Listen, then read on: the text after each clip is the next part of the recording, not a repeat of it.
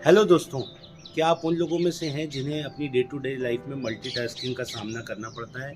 अलग अलग नेचर के बहुत सारे टास्क करने पड़ते हैं और इन टास्क को करते समय at the end of the day आप महसूस करते हैं कि आपके बहुत से टास्क या तो अधूरे रह गए या उस तरह से कंप्लीट नहीं हुए जैसा कि आप चाहते थे। तो मल्टीटास्किंग से जुड़ी इन सभी प्रॉब्लम को सॉल्व करने के लिए दोस्तों इस वीडियो में बताए गए कुछ टिप्स को ज़रूर फॉलो करें और इसे आप अप्लाई करेंगे तो आप श्योरली पाएंगे कि आप मल्टीटास्किंग बहुत ही इफिशिएंटली कर पा रहे हैं।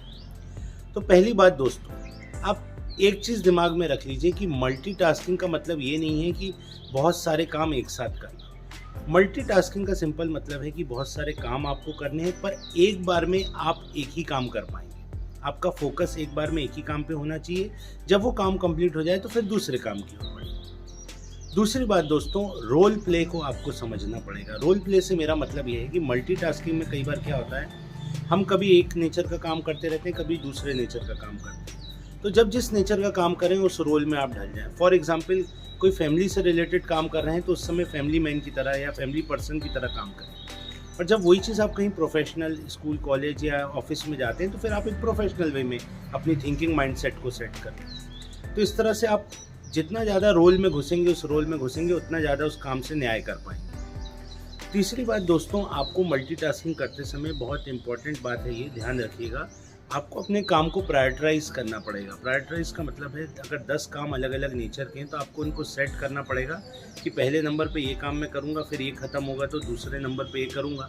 ये इसलिए ज़रूरी है दोस्तों क्योंकि अगर 10 में से आपके 8 काम हुए तो कम से कम वो 2 काम वो होंगे जो लेस प्रायोरिटी वाले होंगे, जो छूटेंगे, जो आप अगले दिन कर सकते हैं, तो आपका लॉस नहीं होगा। चौथी बात दोस्तों, आपको काम को डेलीगेट करते बनना चाहिए। जब आप मल्टीटास्किंग करते हैं तो कई बार एक काम थोड़ा होता है, फिर उसके बाद दूसरा काम आपको करना पड़ता है क्योंकि उस काम में आपको कहीं वेट करना है या इस तरीके का। तो आप कोशिश करिए कि अगर आप डेलीगेट कर सकते हैं, यानी किसी और को वो काम दे सकते हैं, चाहे प्रोफेशनली या एक पर्सनली, तो भी आपका बहुत सा टाइम उसमें सेव हो जाएगा मल्टीटास्किंग।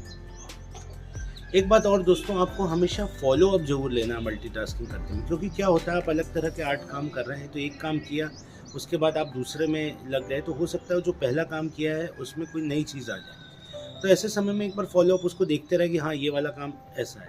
मान लीजिए कोई चीज़ आ भी जाती है तो फिर उसकी प्रायोरिटी अलग से सेट कर लीजिए, हाँ ये वाला करने के बाद मैं इसको करूँगा। और लास्ट में दोस्तों, मल्टीटास्किंग करते समय पावर ऑफ नो का यूज़ जरूर करें। जब आप अलग अलग तरह के टास्क करते हैं तो आपके साथ एक इशू ये होता है कि कई बार कई लोग ऐसे आ जाते हैं जो अपना काम लेके आ जाते हैं और वो काम आपके लिए बिल्कुल भी इम्पोर्टेंट नहीं होता।